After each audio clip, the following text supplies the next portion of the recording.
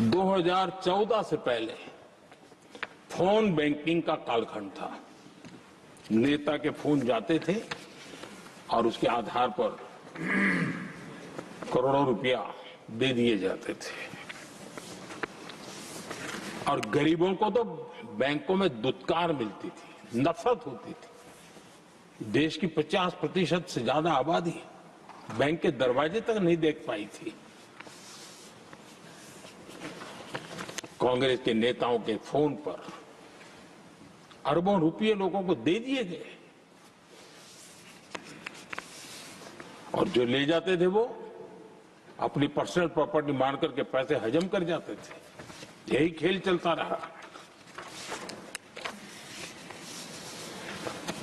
कांग्रेस और यूपीए के राज में और आज जो इंडी अलायंस बन करके बैठे हैं उनके राज में बैंकिंग व्यवस्था तबाही के कगार पर खड़ी थी।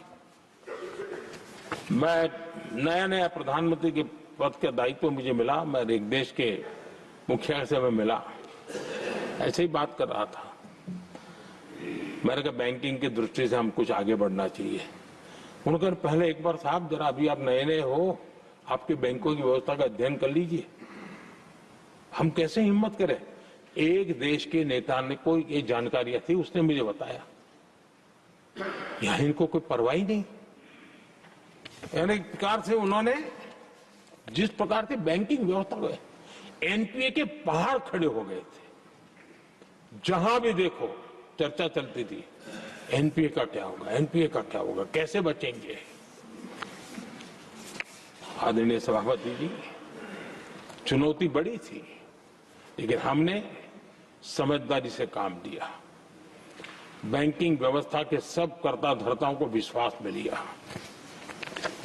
रिफॉर्म की आवश्यकता थी, हिम्मत के साथ रिफॉर्म किए। पारदर्शी व्यवस्था बनाई, ढेर सारे बैंकिंग रिफॉर्म्स हुए और जो सरकारी बैंक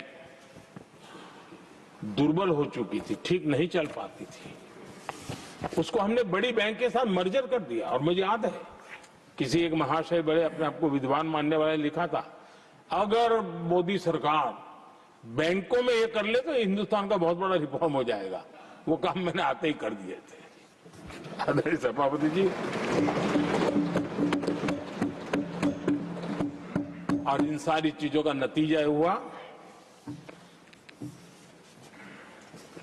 बैंकों में जो बीमारी घर कर गई थी, उस बीमारी से बैंकों को मुक्ति मिली।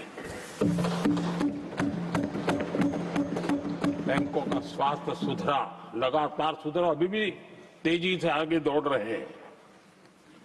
और बैंकिंग का जब स्वास्थ्य सुधरा तो लेन देन का कारोबार भी उनका बढ़ा, लोगों को पैसे मिलने लगे, सामान्य व्यक्ति को पैसे मिले। ऐसे ऐसे गरीब लोगों को लोन मिले जिनके लिए कभी बैंक के दरवाजे बंद थे, बेचारा दूर से देख करके उसे जाना पड़ता था। आज मुद्रा योजना जो देश के नौजवान को अपने पैरों पर खड़े रहने की ताकत देता है, मुद्रा योजना जो स्वरोजगार की प्रेरणा देता है, लेकिन स्वरोजगार के भाषण के काम नहीं होता है, उसका हाथ पकड़ना पड़ता है, उसको साथ देना पड़ता है, उसको सहाय देनी पड़ती है। और हमने मुद्रा योजना के द्वारा 30 लाख करोड़ रुपया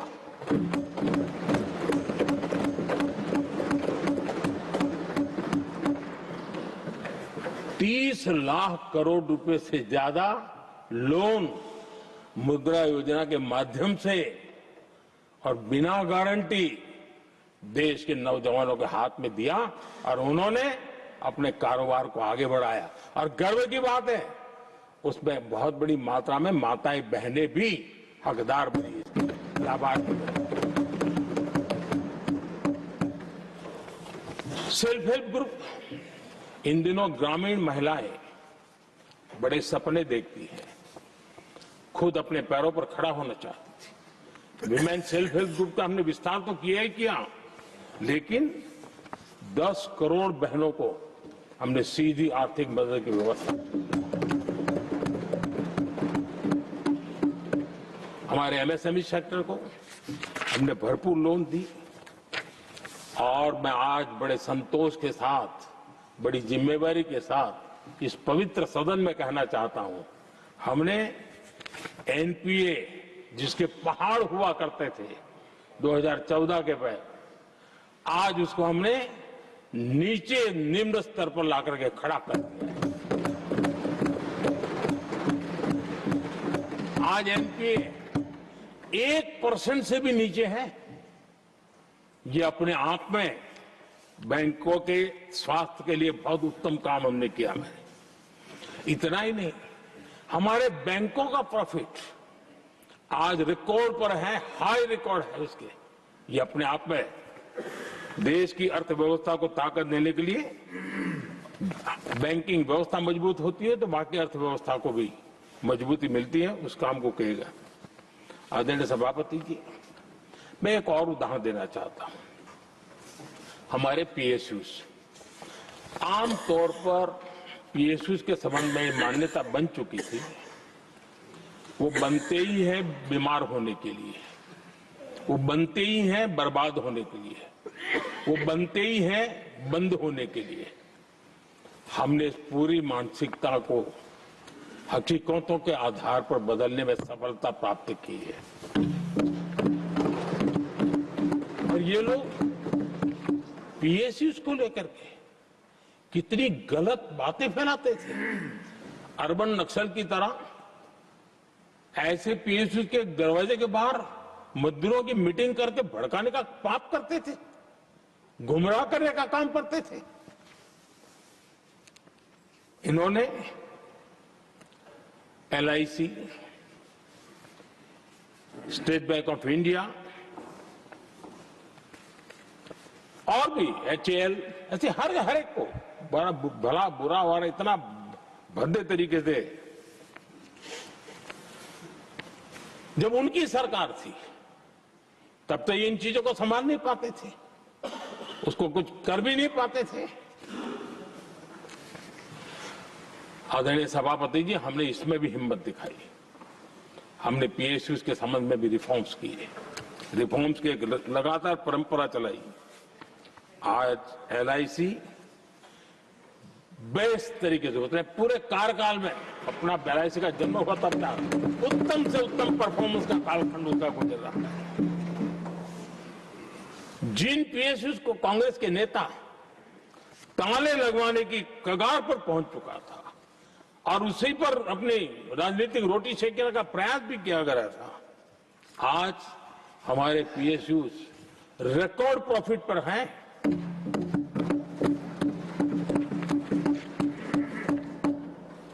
इतना ही नहीं, वे अपने परफॉर्मेंस से मेक इन इंडिया को भी गति दे रहे हैं। मेक इन इंडिया का जो सपना है उसका पूरा करने में वे भी एक बहुत बड़े कैटलिक एजेंट के रूप में आज भूमिका अदा कर रहे हैं।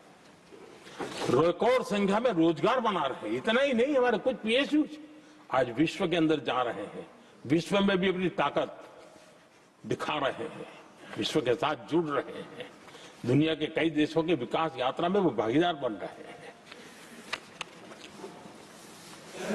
आज हमारे पीएसयूज को बहुत बड़े बड़े ऑर्डर देश से भी और देश के बाहर से भी मिलने लगे हैं। आप में मैं जो कहता हूं ना, एक बहुत महत्वपूर्ण पड़ाव पर ये देश 25 साल है, उसका संकेत यहां नजर आता है। आदरणीय सभापति जी, कांग्रेस ने विश्वासघात करने के विषय में भी हमारे देश के अन्नदाता को भी नहीं छोड़ा। इस देश में 10 करोड़ किसान ऐसे हैं जिनके पास 2 हेक्टेयर से भी कम जमीन है, छोटे किसान हैं। उनकी तरफ कभी परवाह नहीं की गई, उनकी तरफ कभी देखा नहीं गया, नहीं उनके दिमाग में ये छोटे किसानों का कोई महात्म्य था। उनको लगता है कुछ बड़े लोगों को संभाल लिया तो गाड़ी चल जाएगी, और यही राजनीति करते रहे। आदरणीय सभापति जी, हमारे दिल में छोटे किसान के प्रति एक दर्द था। हम जमीनी हकीकतों से परिचित थे। और उसी के कारण